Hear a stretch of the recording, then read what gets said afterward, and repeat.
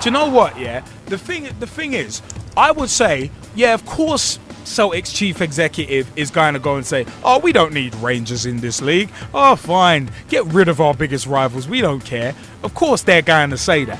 But at the end of the day, you can't have a Man United without a Liverpool. You can't have a Chelsea without. Sorry, you can't have an Arsenal without a Tottenham. You can't have yin without yang. You can't have a Barcelona without a Real Madrid. You can't have a Valencia without a Villarreal or an Atletico Madrid. It could go on. It could go on at the end of the day. But at the end of the day,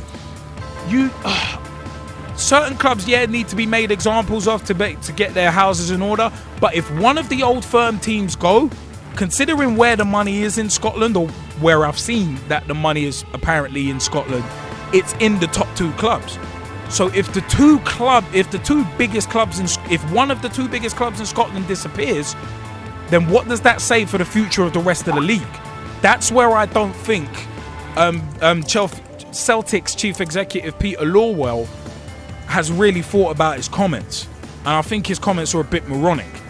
Because like I said earlier, football has now become such a selfish, unscrupulous game, and it's a shame.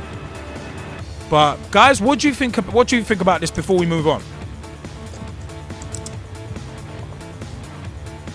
Or does no one have a view on it? Might have a jump in? Yeah, shoot. To be honest, I ain't disagreeing just for the sake of disagreeing. But I think the Celtic German, he's actually correct. And the comment you made about what would Scottish football be without Celtic or Rangers, yeah, I think that's ludicrous because there's nine other teams in the league. Now, yeah, the Old Firm derby might be a classic occasion, but football will just live on. It will just live on. Media will pick up on a new foe, a new heel, a new hero, and they'll make stories out of other things. And to be honest, if Rangers do go into administration, it's going to be a sad story. If they go out of the Scottish game, it's going to be a very sad story. But things move on. There's clubs in the English league that used to dominate that ain't dominating no more. Hence Nottingham Forest. They've won Champions Leagues, yet they're sitting in division. They're sitting in League One. Yeah, but League One. I knew you'd say that. No, but you get what I'm saying, Big T. It's I know what you mean. Just a cycle. Things just move on.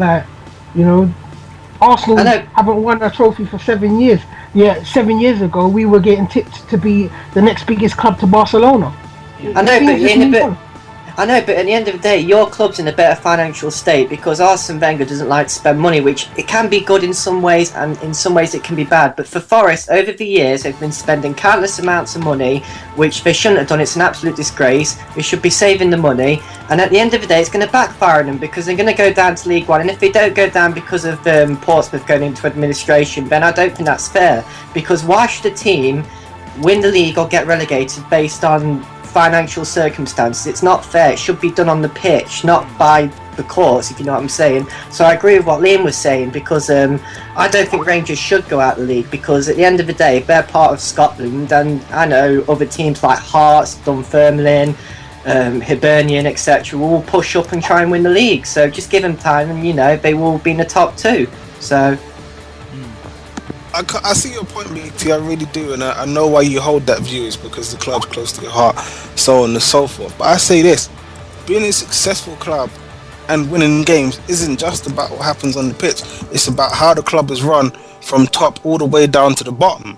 And that includes how the club spends money.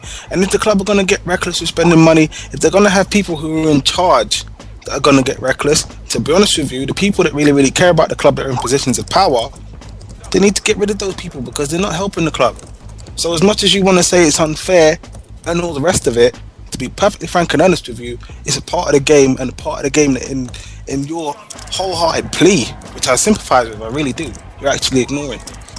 Yeah, but at the end of the day, if it's going to make the fans stuff, I mean, like Darlington are on the verge of going out of business, Kettering Town are on the verge of going out of business, the fans have been saving much of their own money to pay for the club, and they're going to go into liquidation, and it's just stupid. I mean, why should the fans have to suffer? I mean, I agree with what you were saying, but why should us fans have to suffer for the clubs being stupid and spending money? Do you see what I'm saying? It's a good No, point. I agree with you. They shouldn't. But at the end of the day, as I say, right, really, it's about the people in clubs in high enough positions to do things about it, not doing things about it.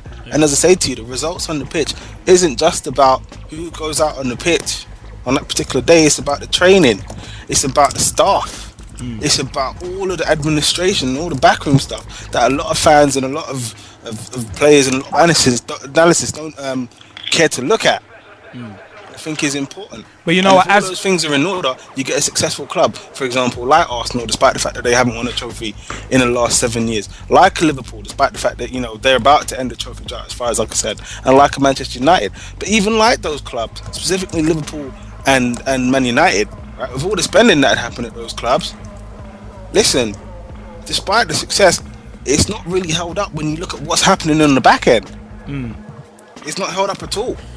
So it's unfortunate for the fans, but at the same time, it needs to happen because football clubs need to be made an example of and be shown, look, especially in the wider world where the economy is such a big part of everyday life, they're not exempt. They're a big part of that and need to be treated as such and be shown as such.